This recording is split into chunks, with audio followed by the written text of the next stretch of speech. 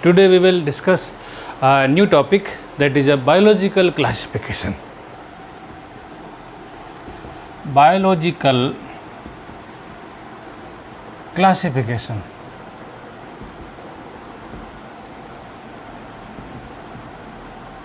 बहुत ही fundamental requirement है बॉटनी और जूलॉजी के लिए कि हम कैसे ऑर्गेनिज्म को क्लासीफाई करें और कौन कौन से वो क्राइटेरिया हैं जिससे अपन ऑर्गेनिज्म को इजीली क्लासीफाई करके स्टडी कर सकते हैं। तो सबसे पहले एक अर्लीस्ट क्लासिफिकेशन जो एक बहुत ही फंडामेंटल क्लासिफिकेशन था, said to be scientific classification by Aristotle, said to be first attempt of scientific classification. इससे पहले बहुत सारे क्लासिफिकेशन रहे हैं, लेकिन एक साइंटिफिक तरीके से जो पहला क्लासिफिकेशन था वो था बाय एरिस्टोटल। अरस्तु के द्वारा दिया गया पहला वैज्ञानिक आधारित क्लासिफिकेशन, और जिसमें अरस्तु ने सारे लिविंग ऑर्गेनिज्म को, ऑल लिविंग ऑर्गेनिज्म को दो क्लासेस में डिवाइड किया है, that is a plants and animals. ये एक पहला वैज्ञानिक आधार पर क्लासिफिकेशन था जिसके आधार पर सारे जीवों को दो ग्रुप में बना दिए गए, प्लांट्स और एनिमल्स। फिर इन्होंने क्या किया, प्लांट्स को मॉर्फोलॉजी के आधार पर हर्ब्स, श्रब्स एंड ट्रीज में डिवाइड किया। Aristotle divides all living organisms into two categories, plants and animals. Again, he divides plant into herbs, shrubs, trees based on their morphology. And also he divides animal into two categories, anema and enema. एक नई category थी जो Aristotle ने divide की है, बनाई है। Animals के लिए है इनेमा एंड अनेमा। इसका मतलब है कि एनिमल्स जिसके अंदर आरबीसी है, यानी आरबीसी प्रेजेंट है, आरबीसी वो है इनेमा, मीन्स विथ आरबीसी। और जिनके सेल्स में आरबीसी नहीं है उन्हें कहा गया इनेमा, विदाउट आरबीसीज। तो एक अपने सिंपल क्लासिफिकेशन कहते हैं, एग्जाम में क्वेश्चन आता है कि ऐसा कौन सा क्लासिफिकेशन है जो पहला है बट साइंटिफिक तरीके से है। Scientific attempt of first classification said to be a Aristotle's classification in which he divide all living organism into two categories, either plants and animals. Plants he divide into again three divisions, herbs, shrubs and trees based on morphological characters. Next he divides animal into two categories, anema and enema. Anema, animals without RBCs, enema with RBCs. Clear? Next एक और classification जो अरस्तु के बाद में आया था वो है थियोफ्रास्टस का classification, classification bye Theophrastus. Theophrastus एक बहुत ही इम्पोर्टेंट बॉटनिस्ट रहे हैं। थियोफ्रास्टस ने क्या किया है, प्लांट्स को डिवाइड किया है। He divides plants into herbs, shrubs, under shrubs,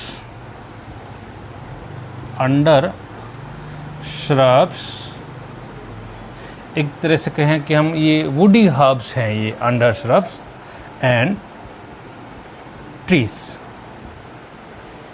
तो ये एक इम्पोर्टेंट क्लासिफिकेशन कह सकते हैं इसको, जो कि थियोफ्रास्टस ने दिया है। और थियोफ्रास्टस ने ओनली प्लांट को डिवाइड किया है, herbs, shrubs, under shrubs and trees. तो ये कुछ अर्लीस्ट क्लासिफिकेशन थे। अब अपन बात करते हैं जो मेन क्लासिफिकेशन है, जिसको किंगडम सिस्टम ऑफ क्लासिफिकेशन कहते हैं। Now let's we start kingdom system of classification. Kingdom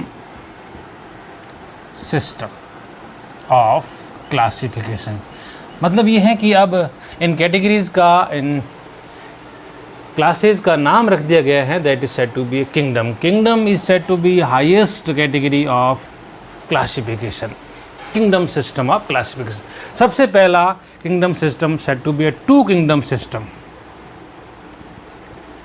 to kingdom system of classification, system of classification. यूँ कहे वर्गीकरण का दो जगतीय, वर्गीकरण का दो जगतीय प्रणाली।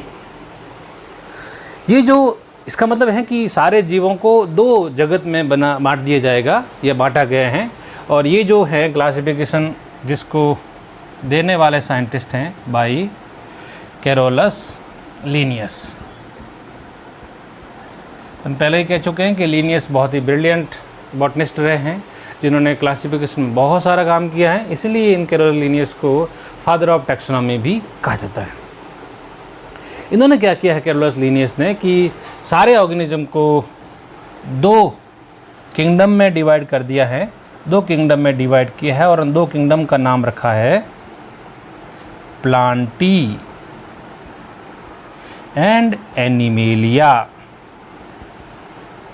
प्लांटी एंड एनिमेलिया, देखिए दो किंगडम बना दिए गए हैं, plantae is a kingdom and animalia is a kingdom. तो दो kingdom said to be two kingdom system, दो किंगडम बना दिए गए हैं, उनका नाम ये रखा गया है। अब देखिए इंपॉर्टेंट बात तो ये है कि ये जो दो किंगडम बनाए गए हैं इसमें ये बनाने का क्या आधार था, क्या क्राइटेरिया था। तो इनका जो क्राइटेरिया था, इंपॉर्टेंट बात है क्राइटेरिया कि ये किंगडम कैसे बनाए गए। तो क्राइटेरिया जो किंगडम क्लासिफिकेशन टू किंगडम का था वो है कि प्रेजेंस और एब्सेंस ऑफ सेल वॉल। मतलब ये है कि जिस भी सेल के अंदर सेल वॉल होगा तो वो ऑर्गेनिज्म रखा जाएगा प्लांटी में, जिसमें सेल वॉल नहीं होगा उसे रखा जाएगा एनिमेलिया में। मींस प्रेजेंस और एब्सेंस ऑफ सेल वॉल, ये क्राइटेरिया हैं two kingdom system of classification का according to Carolus Linnaeus. Clear. अब इसमें प्लांटी के अंदर सेल वॉल प्रेजेंट, एनिमेलिया के अंदर सेल वॉल एब्सेंट। तो सारे के सारे ऑर्गेनिज्म भले वो यूनिसेलुलर हो, मल्टीसेलुलर हो, जिसके अंदर सेल वॉल है प्लांटी में रख दिया गया, जिसके अंदर सेल वॉल नहीं है उसे एनिमेलिया में रख दिया गया। ये सबसे पहला यानी कि है two kingdom system of classification by Carolus Linnaeus. जैसे एक एग्जांपल लेते हैं क्लेमाइडोमोनास। क्लेमाइडोमोनास जो हैं वो एक यूनिसेलुलर ऑर्गेनिज्म है और यूनिसेलुलर ऑर्गेनिज्म के साथ साथ उसके अंदर सेल वॉल प्रेजेंट हैं। It means he placed Chlamydomonas in kingdom Plantae. कोई और एग्जांपल, जैसे हम बात करें बैक्टीरिया। देखिए बैक्टीरिया देखा जाए तो बैक्टीरिया में सेल वॉल प्रेजेंट है, तो बैक्टीरिया भी according to Carolus Linnaeus and presence और absence of cell wall, bacteria भी अभी प्लांटी किंगडम में ही प्लेस किया जाएगा। ठीक है। अब यूग्लिना, पैरामीशियम, अब बात करें मान लीजिए पैरामीशियम, देखो पैरामीशियम में सेल वॉल नहीं है तो पैरामीशियम कहाँ चला जाएगा, एनिमेलिया में चला जाएगा। और जितने भी हायर प्लांट्स हैं वो सब कहाँ चले जाएंगे, प्लांटी के अंदर। ठीक है। नेक्स्ट देखिए, अब इसमें एक और चीज़ है कि ये तो एक बहुत सिंपल है बट साइंटिफिक तरीके से है, अच्छा क्लासिफिकेशन था, लेकिन इस क्लासिफिकेशन में भी बहुत सारे डीमेरिट्स हैं, बहुत सारे इनके दोष हैं। तो कुछ हम उसके डीमेरिट्स की बात करें कि क्या क्या डीमेरिट्स हैं टू किंगडम सिस्टम के। डीमेरिट्स में अगर हम बात करें तो तीन इंपॉर्टेंट डीमेरिट्स हैं इनकी क्लासिफिकेशन के, और तीन इंपॉर्टेंट इसलिए कह रहे हैं कि ये किंगडम सिस्टम क्लासिफिकेशन जो है बहुत सारों में डिफ्रेंशिएट नहीं कर पा रहे हैं। जैसे हम बात करें this kingdom can not be differentiate into prokaryotes and eukaryotic cells, या प्रोकैरियोट्स और यूकैरियोट्स में डिफ्रेंशिएट नहीं कर पा रहा है।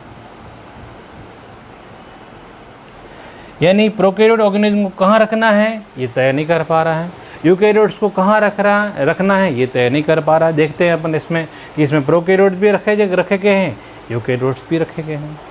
तो एक तो ये इंपॉर्टेंट डीमेरिट इस टू किंगडम का है कि प्रोकैरियोटिक ऑर्गेनिज्म को और यूकैरियोटिक ऑर्गेनिज्म को इन्होंने ढंग से डिस्टिंग्विश नहीं कर पाए इस किंगडम में। दूसरा, he can not differentiate unicellular and multicellular, कि यूनिसेलुलर ऑर्गेनिज्म को कहाँ रखा जाए या कहाँ प्लेस किया जाए, वो भी ये सिस्टम डिफ्रेंशिएट नहीं कर पा रहा है। देख रहे हैं कि इसमें यूनिसेलुलर भी आ रहे हैं, मल्टीसेलुलर भी आ सकते हैं यदि सेल वॉल है या नहीं है। And third one, autotroph and heterotroph, autotrophs and heterotrophs मतलब स्वपोषी और विषमपोषी ऑर्गेनिज्म में भी ये क्लासिफिकेशन सिस्टम नहीं डिस्टिंग्विश कर पा रहा है कि ऑटोट्रॉप को कहाँ रखा जाए, हेटेरोट्रॉप को कहाँ रखा जाए। ज़रूरी नहीं है कि ऑटोट्रॉप सारे के सारे प्लांट में ही आए, अकॉर्डिंग टू लिनियस इसमें हेटेरोट्रॉप भी आ सकते हैं, बैक्टीरिया मोस्टली हेटेरोट्रॉप ही होते हैं। तो ये तीन चीज़ों में, ये तीन क्राइटेरिया में ये डिस्टिंग्विश नहीं कर पाया टू किंगडम सिस्टम, इसलिए थोड़ा सा इसमें और इम्प्रूवमेंट गुंजाइश है, इसलिए नेक्स्ट क्लासिफिकेशन सिस्टम आएंगे। कौन कौन से तीन क्राइटेरिया में ये फैल रहा है सिस्टम, प्रोकैरियोट्स और यूकैरियोट्स में डिस्टिंग्विश नहीं कर पाया, यूनिसेलुलर मल्टीसेलुलर में डिस्टिंग्विश नहीं कर पाया, और हेटेरोट्रॉप और ऑटोट्रॉप ऑर्गेनिज्म में भी ये डिस्टिंग्विश नहीं कर पाया। इसलिए नेक्स्ट किंगडम सिस्टम की जरूरत पड़ेगी और वो है उसके बाद three kingdom system of classification. Let's we start three kingdom system of classification.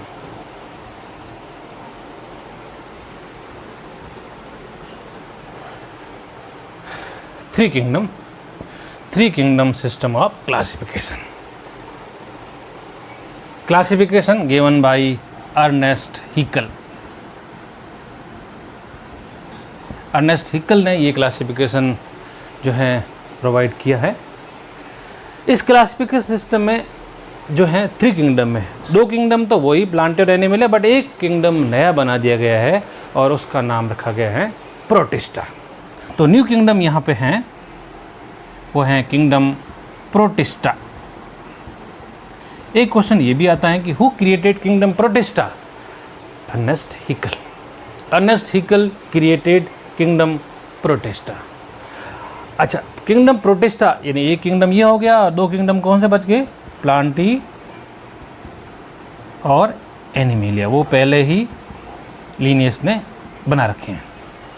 तो now the new kingdom is a kingdom Protista. अच्छा, ये किंगडम प्रोटिस्टा बनाने का क्राइटेरिया क्या है जो कि हिकल ने प्रस्तुत किया है? वो है ये है कि इस किंगडम का यानी किंगडम प्रोटिस्टा का बनाने का जो क्राइटेरिया है वो है कि सारे के सारे यूनिसेलुलर ऑर्गेनिज्म, भले वो प्रोकैरियोट हो, यूकैरियोट हो, ऑटोट्रॉप हो, हेटेरोट्रॉप हो, उनके लिए नया किंगडम की जरूरत पड़ी है और उस किंगडम का उन्होंने नाम रखा है protist. Means unicellular organism, either plant और animals, unicellular organism are placed a new kingdom that is protista। यानी सारे एक कोशी के जीवों के लिए अब एक नया जगत आ गया है और उस जगत का नाम है प्रोटिस्ट। अब देखिए एग्जाम्पल देखते हैं इसका कौन का। जैसे हम बात करें, अपने दो किंगडम में पढ़ा था क्लेमाइडोमोनास। क्लेमाइडोमोनास क्या है? उस जगत के अनुसार वो प्लांट है, प्लांटी में रखा गया था। लेकिन अब यहाँ देखें, अब अगर आपसे ये कहा जाए कि दो जगतीय प्रणाली के अनुसार क्लेमाइडोमोनास को कहाँ रखा जाएगा, तो कहाँ रखा जाएगा? In Protista. तो Chlamydomonas according to two kingdom system classification is a plantae, whereas in three kingdom system it is placed in a kingdom protista. ये प्रोटिस्टा में रखा गया। क्यों रखा गया? क्योंकि वो यूनिसेलुलर है। क्लियर? तो सारे के सारे यूनिसेलुलर ऑर्गेनिज्म को हिकल ने कहाँ रख दिया गया है? किंगडम प्रोटिस्टा में। अब देखिए इस क्लासिफिकेशन के भी एक तरह से डीमेरिट्स हैं वापस, वो डीमेरिट्स हैं कि इन्होंने ऑटोट्रॉप हेटरोट्रॉप को ऑटोट्रॉप हेटरोट्रॉप में डिस्टिंग्विश नहीं कर पा रहे हैं। ऑटोट्रॉप हो या हेटरोट्रॉप हो, वो यूनिसेलुलर हैं तो प्रोटिस्टा में जाएगा। अगर हम एनिमल की बात करें, कोई एनिमल जैसे कि पैरामीशियम क्या है? एनिमल है, सेल वॉल नहीं है, लेकिन अब वो कहाँ चला जाएगा? Protista. Clear?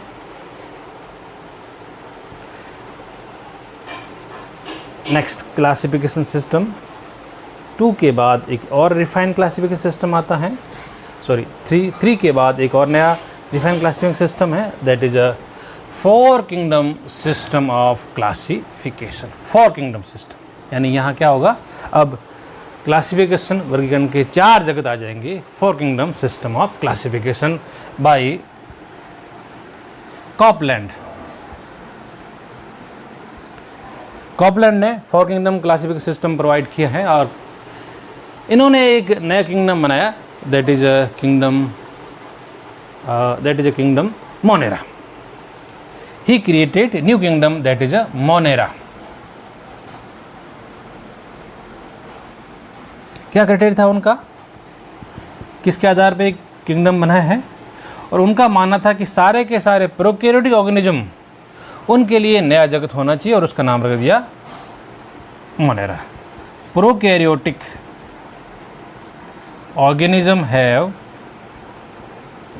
New kingdom that is Monera. इसको माइकोटा भी कहा गया है, किंगडम मोनेरा।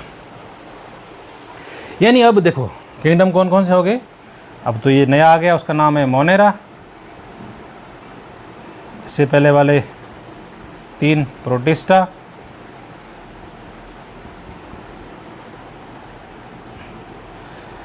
प्लांटी और एनिमेलिया। क्लियर? तो चौथा जगत जो आया है वो है मोनेरा। अब देखो अपने ये पहले तो बात ही कर चुके हैं, लेकिन अब मोनेरा में नई चीज़ क्या है कि कोई सा भी ऑर्गेनिज्म हो, भले वो यूनिसेलुलर हो, मल्टीसेलुलर हो, सारे के सारे ऑर्गेनिज्म जो कि एक ही उसके लिए क्राइटेरिया तय कर दिया गया है कि यदि वो प्रोकैरियोट हैं तो उसकी जगह अब जो है वो हो जाएगी मोनेरा। अब देखिए बात करें हम बैक्टीरिया की, तो बैक्टीरिया को 2 किंगडम सिस्टम में कहाँ प्लेस किया गया था? प्लांटी में।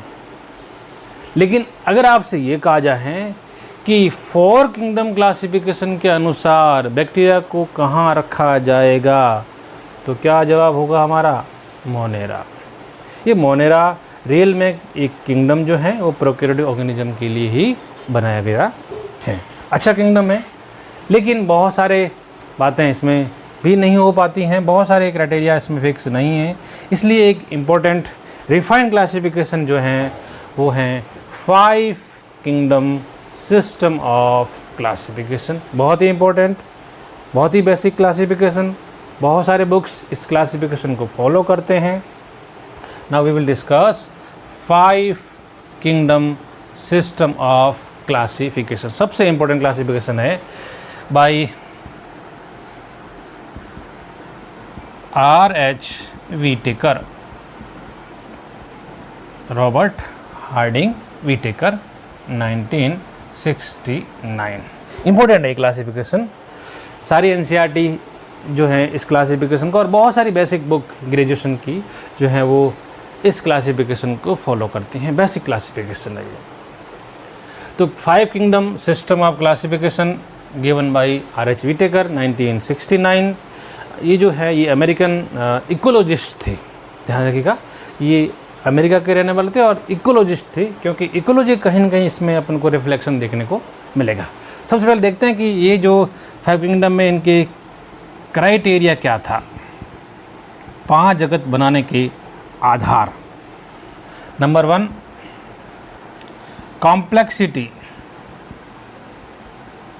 Complexity of cell structure। Complexity of cell structure, कोशिका के संरचना में जटिलता, ये पहला इसका क्राइटेरिया माना जाता है। इसका मतलब है कि वो सेल जो हैं, सेल प्रोकैरियोटिक हैं या फिर यूकैरियोटिक हैं। यानी अब यहाँ पे बिल्कुल क्लियर हो जाएगा कि हमें प्रोकैरियोटिक ऑर्गेनिज्म को कहाँ प्लेस करना है और यूकैरियोटिक ऑर्गेनिज्म को कहाँ प्लेस करना है। क्लियर। दूसरा क्लासिफिकेशन है complexity in thallus organization. Thallus means body organization. Complexity in thallus organization, शरीर या थैलस काय में जटिलता, थैलस काय में जटिलता, बॉडी ऑर्गेनाइजेशन में कॉम्प्लेक्सिटी। इसका मतलब है कि ये ऑर्गेनिज्म यूकैरियोटिक या यूनिसेलुलर या फिर मल्टीसेलुलर, कि एक कोशिकीय जीव हैं तो उसको अलग से रखा जाएगा, बहुकोशिकीय जीव हैं तो उसको अलग से रखा जाएगा। And third one that is mode of nutrition. Mode of nutrition, पोषण के आधार पर जीवों को कहाँ रखा जाएगा, ये भी इस किंगडम सिस्टम का क्लासिफिकेशन है। सबसे इम्पोर्टेंट क्लासिफिकेशन है।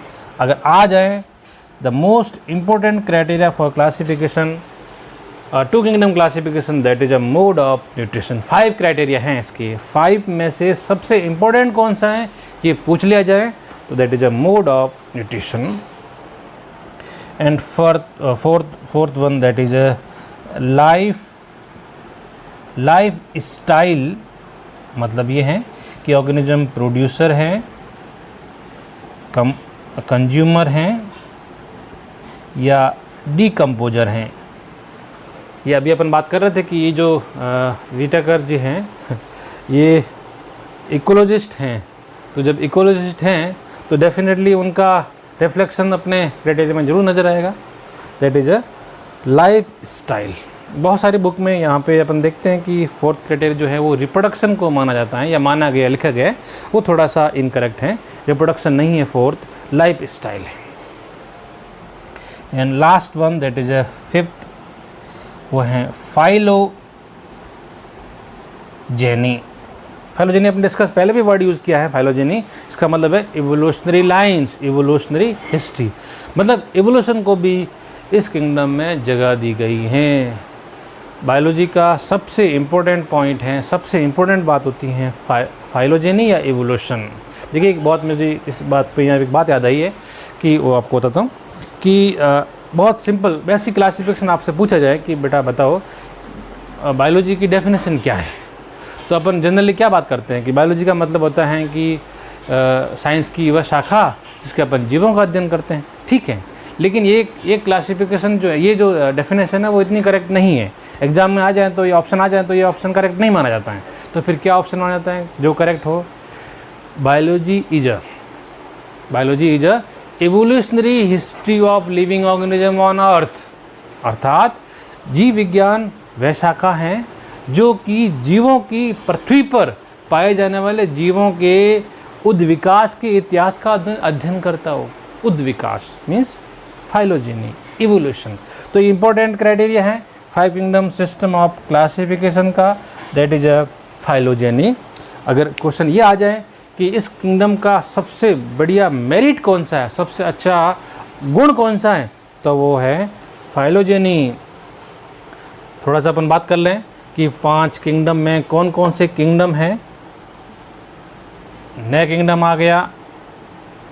अच्छा हाँ, ये इंपॉर्टेंट बात रह गई कि अब यहाँ पे आर.एच. व्हिटेकर के अनुसार एक और नया जगत बना लिया गया है और उस जगत का नाम रखा गया है कवक, fungi. Fungi is a new kingdom according to 5 kingdom system by R H. Whittaker. और जो फंजाई को नया जगत बनाने का जो आधार माना गया है और वो माना गया है उसके हेटेरोट्रॉपिक मोड ऑफ न्यूट्रिशन और काइटिनस सेल वॉल। ये बात करेंगे अपन। तो जो किंगडम कौन कौन से हो गए? Monera, protista number 1, number 2 protista, number 3 fungi कवक जगत, number 4 Plantae and number 5 animalia. ये 5 जगत हैं। नया जगत कौन सा आ गया यहाँ पे? कवक नया जगत, fungi J new kingdom system, new kingdom here. और उसका बनाने का आधार मैंने अभी बताया, क्या आधार था कि एक तो उसके अंदर काइटिन की बनी हुई कोशिका भित्ति का पाया जाना और उसका विषमपोषी प्रकार का पोषण, heterotrophic mode of nutrition. Clear? अब अपन इनको बात करेंगे कि कैसे कौन से ऑर्गेनिज्म को अब कहाँ रखा जा रहा है। सिंपल एग्जांपल देके यहाँ अभी हम आज की बात पूरी करते हैं, फिर नेक्स्ट क्लास में इसको डिटेल में डिस्कस करेंगे। जैसे अपन बात करें बैक्टीरिया को कहाँ रखा जाएगा? मोनोलैब। अब प्लांट को कहाँ रखा जाएगा?